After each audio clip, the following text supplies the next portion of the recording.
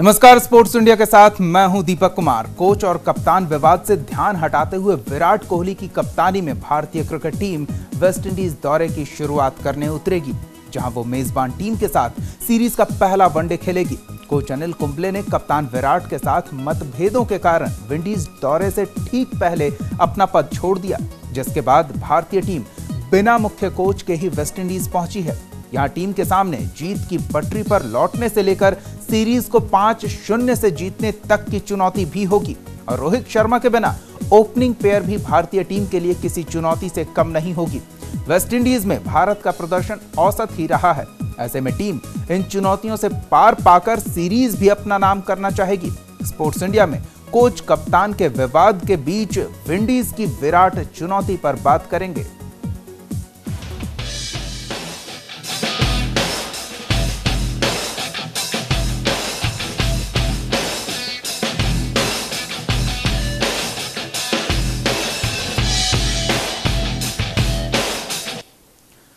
भारतीय टीम अब वेस्टइंडीज की सरजमी पर अपना हुनर दिखाएगी। भारत की कोशिश जीत की पटरी पर लौटने की होगी।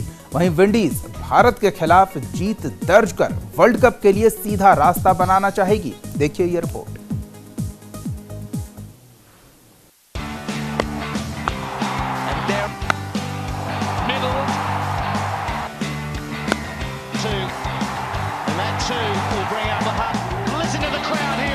चैंपियंस ट्रॉफी का खिताब बचाने से चूकी भारतीय क्रिकेट टीम आज से वेस्टइंडीज के खिलाफ 5 वनडे मैचों की सीरीज खेलने उतरेगी। भारतीय टीम लगभग 1.25 साल के बाद अपने मुख्य कोच अनिल कुंबले के बगैर खेलने जा रही है। त्रिनिदाद के क्वींस पार्क ओवल मैदान पर एक दूसरे से भिड़ंत के लिए उतरने वाली दोनों टीमों का लक्ष्य एक नई शुरुआत का होगा। एक और जहां भारत इस्तीफा दे चुके कुंबले के बगैर विजय रथ पर लौटने की कोशिश करेगा,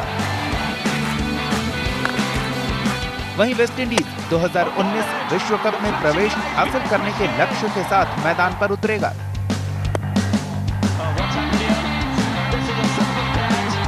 भारत को 18 जून को चैंपियंस ट्रॉफी के फाइनल में चिर प्रतिद्वंदी पाकिस्तान ने एक तरफा मुकाबले में मात दी थी।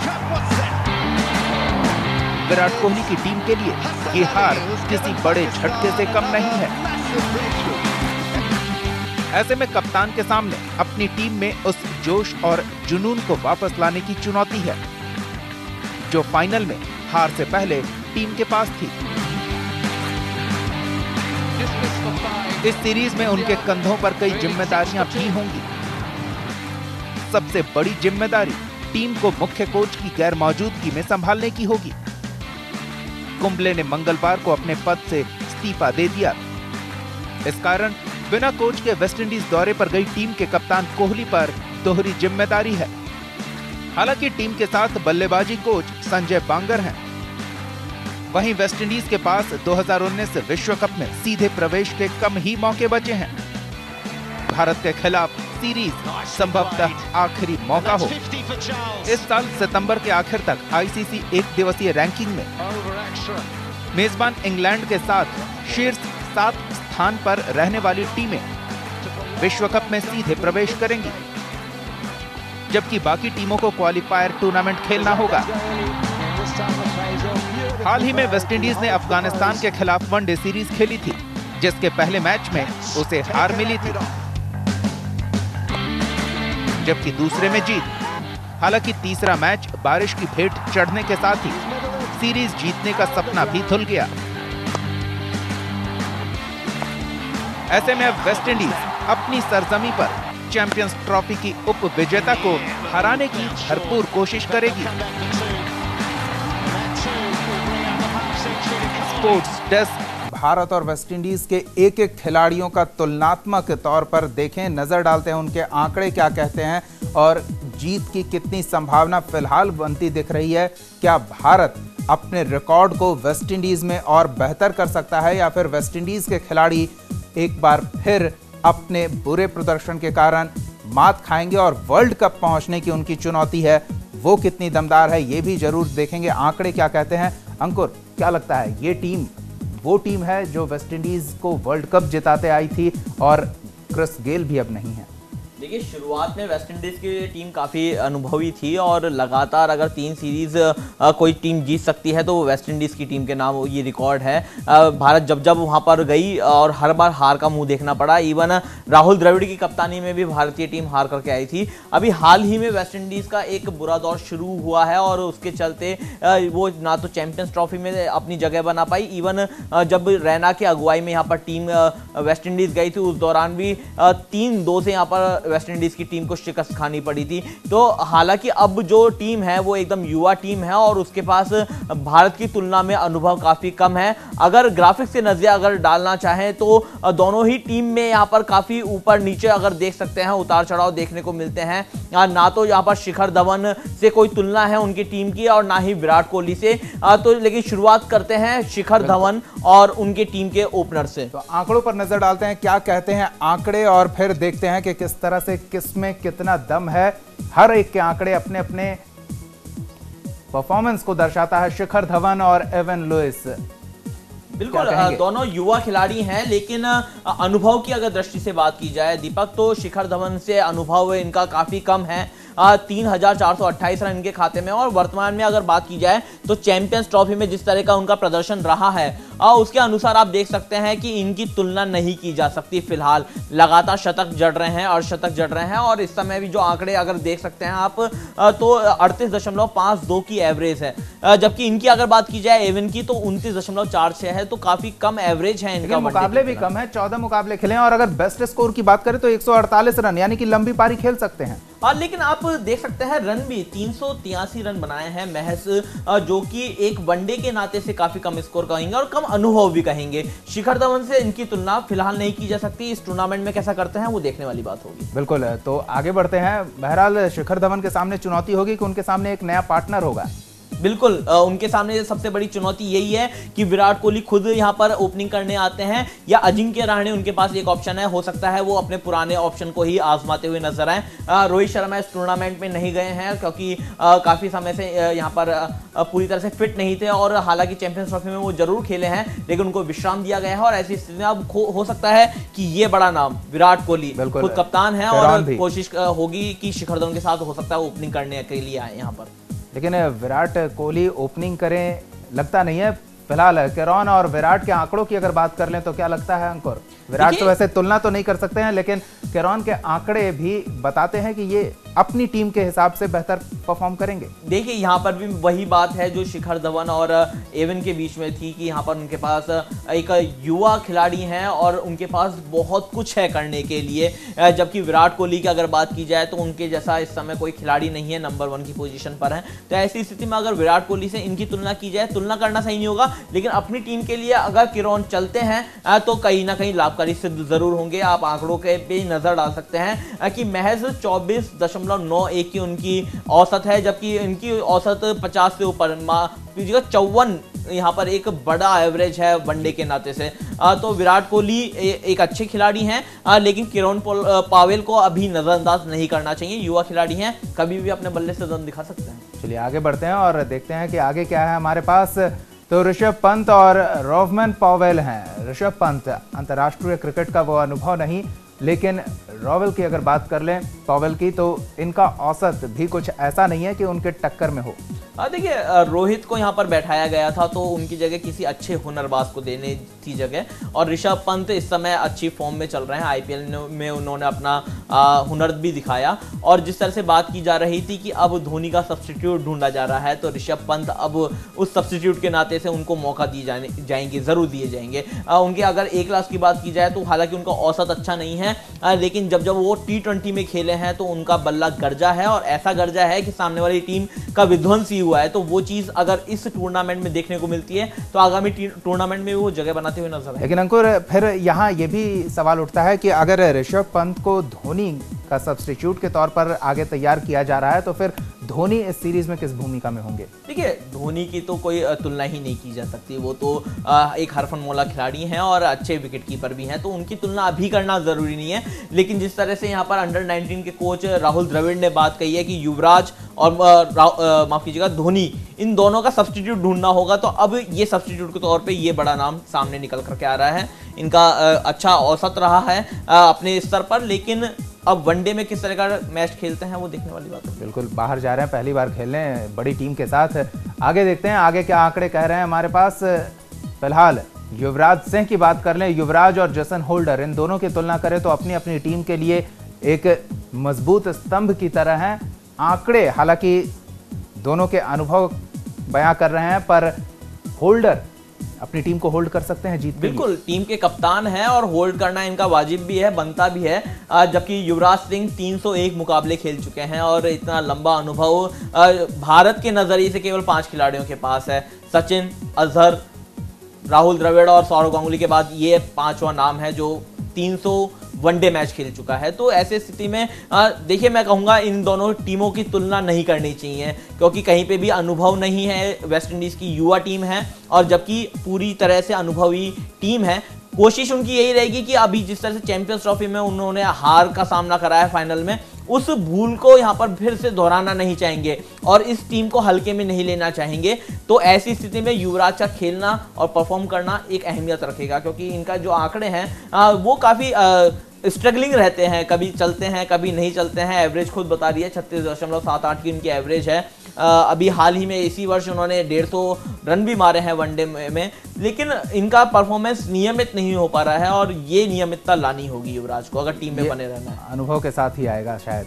ठीक है, अब कितना अनुभव होगा, 301 का अनुभव हो चुका है। नहीं, होल्डर की बात कर रहे हैं। बिल्कुल, होल्डर एक अच्छे यहाँ पर अगर प्रदर्शन करते हैं और अपनी टीम को बांध करके लेके चलते हैं, क्योंकि कप्तान है उनको प्रदर्शन करना बनता है। अगर वो अच्छा प्रदर्शन करेंगे तभी टीम आगे बढ़ पाएगी उनकी। बिल्कुल, आगे बढ़ते हैं, देखते हैं क्या कह रहे हैं अगले खिलाड़ी के आंकड़े। तो महेंद्र सिंह धोनी और शाई होप, धोनी के आंकड़ों को तो छोड़ ही दीजिए, उस पर बात करना मुनासिब नहीं है। होप की अगर हम बात करें तो 13 मुकाबलों में 443 रन, 101 इनका बेस्ट स्कोर है और विकेट के पीछे भी बढ़िया परफॉर्म कर रहे हैं। केवल 13 मुकाबलों में 16 शिकार कर चुके हैं। देखिए, ये मुकाबले भी जो हैं हाल ही के मुकाबले हैं, अफगानिस्तान और पाकिस्तान के खिलाफ इन्होंने खेले हैं। तो इनके जो हाल ही के मुकाबले हुए हैं कोई बड़ी टीम के साथ नहीं हुए हैं। हालांकि पाकिस्तान को अब बड़ी टीम कहा जा सकता है क्योंकि चैंपियंस ट्रॉफी जीती है, लेकिन अफगानिस्तान इतनी बड़ी टीम नहीं है। और उस दौरान अगर उन्होंने अच्छा प्रदर्शन किया है, 101 रन बनाए हैं, एक सेंचुरी उनके खाते में आई है, तो ये कड़ी बड़ी बात नहीं होगी। असली परीक्षा होप की अब होने वाली है। होप वो अच्छा प्रदर्शन करे।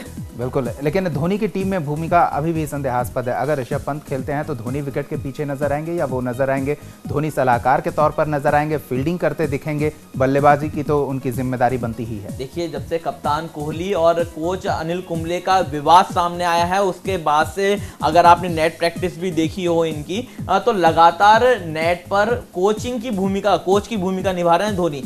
तो आज भी फील्ड पर अगर उतरेंगे तो यहाँ पर as a coach, as a कप्तान और एज ए सीनियर खिलाड़ी ही खेलते नजर आएंगे। और विराट को आज भी मार्गदर्शन की लेने की जरूरत पड़ेगी तो वो धोनी के पास जरूर जाएंगे। चलिए आगे बढ़ते हैं और देखते हैं क्या आंकड़े कह रहे हैं। केदार जाधव और जसन मोहम्मद, इनके आंकड़े तुलनात्मक हैं, इन पर बात की जा सकती है। केदार जाधव को भी उतना अनुभव नहीं है, हालांकि चैंपियंस ट्रॉफी में उन्हें कुछ मौके मिले पर वो उन मौकों को बेहतर तरीके से भुनाने में कामयाब नहीं रहे। बिल्कुल, बैटिंग का मौका जरूर मिला है उनको और फाइनल में भी जब उनकी जरूरत थी तब वो चलने चाहिए थे, लेकिन ऐसा कुछ देखने को नहीं मिला केदार जाधव के जरिए। और अब उनको एक और मौका दिया गया है, जब उनके पास अगर मैचेस की बात की जाए तो 20 मैचेस का अनुभव है उनके पास, 502 रन बना चुके हैं, एवरेज काफी अच्छी है और ये एवरेज इससे भी अच्छी हो सकती थी अगर वो अंतिम मैचेस में अच्छे रन बना पाते। लेकिन अभी आप देख सकते हैं कुछ खास अनुभव उनका अब देखने को मिल नहीं रहा है। अब वेस्ट इंडीज दौरे पर अच्छा प्रदर्शन करेंगे तो उनकी जगह बनी रहेगी, नहीं तो ऋषभ पंत आ चुके हैं। बिल्कुल, तो अब संघर्ष अपनी टीम में भी करना होगा। और मोहम्मद की बात करें, जसन मोहम्मद की, तो बेस्ट स्कोर भी बेहतर है, 91 नॉट आउट का, 298 11 मुकाबलों में रन बना चुके हैं, 33.11 का एवरेज है जो आने वाले वक्त में हो सकता है सुधरे। और बिल्कुल, आप देख सकते हैं 33.11 उनका औसत है और 91 रन एक बार बना चुके हैं। वो भी नॉट आउट रह करके अपनी टीम को जिताया था उन्होंने अफगानिस्तान के खिलाफ।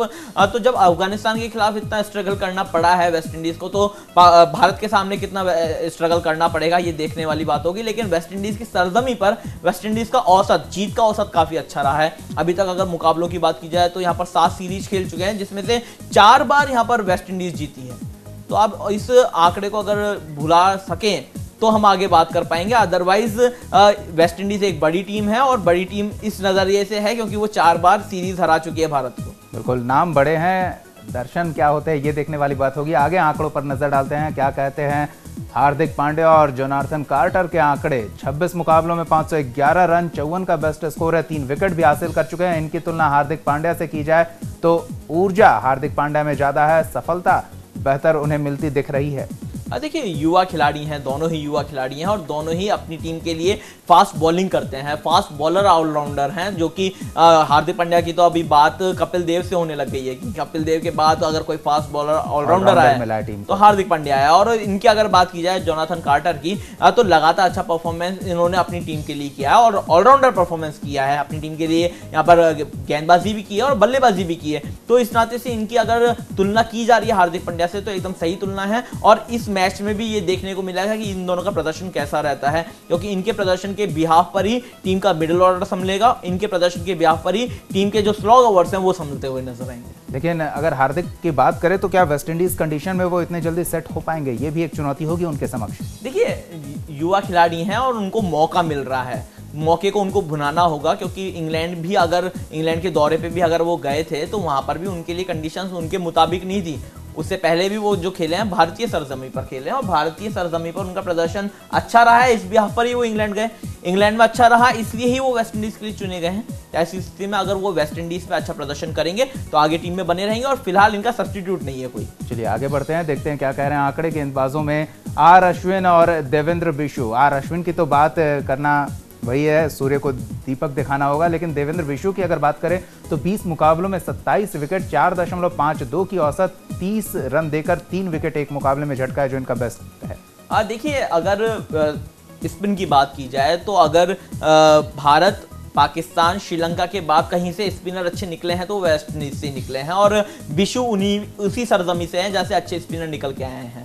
तो बिशु की स्पिन अभी भी अच्छी है और लगातार जो जिस तरह की इकोनॉमी से उन्होंने डाली है, गेंदबाजी की है, उनकी 4.52 की इकोनॉमी है, तो उस नाते से अगर उनकी इकोनॉमी और इनकी इकोनॉमी पे नजर डालें तो यहाँ पर इससे अच्छा प्रदर्शन कर रहे हैं बिशु।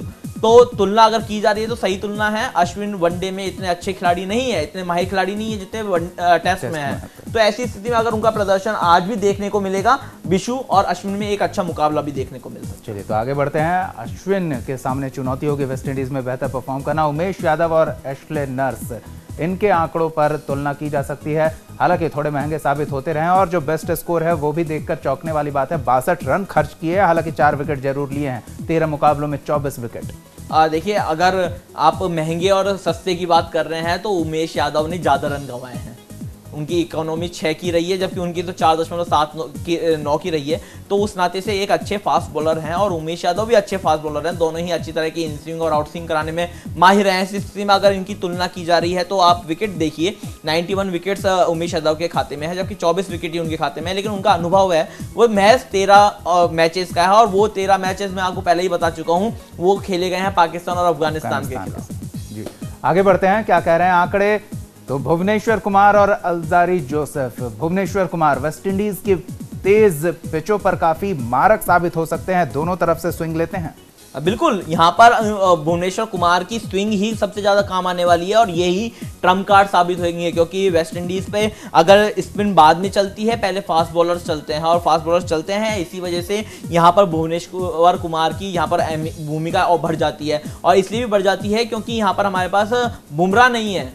तो ऐसी स्थिति में भुवनेश्वर कुमार को अच्छा प्रदर्शन करना होगा और इनकी गेंद अगर इन स्विंग और आउट स्विंग होने से कहीं पे भी विफल होती है तो भारत के लिए यहाँ पर एक घाटे का सौदा साबित हो सकता है। और अल्जारी की अगर बात करें तो 8 मुकाबलों में 12 विकेट ले चुके हैं, स्ट्राइक रेट कम है लेकिन इकोनॉमी ठीक ठाक कही जा सकती है। देखिए बिल्कुल उनकी तुलना करनी अब की जा सकती है क्योंकि उनका इकोनॉमी उमेश यादव से कम है, लेकिन इस नाम को नहीं भूला जा सकता। बिल्कुल, मोहम्मद शमी और मिगुएल कमिंग्स, इन दोनों की बात करें तो एकदम नए खिलाड़ी, भारतीय टीम के सामने जूझना होगा इनको जिस स्तर के बल्लेबाज हैं।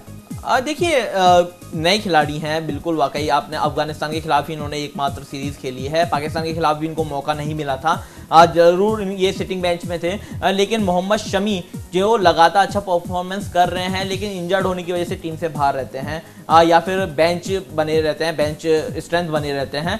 तो ऐसी स्थिति में अगर शमी अगर अच्छा प्रदर्शन करते हैं क्योंकि अब उनको रेगुलर मौका मिलेगा तो ऐसी स्थिति में अच्छा प्रदर्शन करते हैं तो वो लगातार बिल्कुल, और अच्छा प्रदर्शन करना ही होगा क्योंकि चैंपियंस ट्रॉफी की हार से क्रिकेट प्रशंसक बेहद खार खाए हुए हैं। अगर इस बार चूकते हैं वो भी वेस्टइंडीज की इस नई टीम के सामने, तो फिर दुर्गति होनी तय है वापस लौटने पर। बहरहाल बहुत बहुत धन्यवाद अंकुर। स्पोर्ट्स इंडिया में फिलहाल इतना ही, आप देखते रहिए न्यूज इंडिया।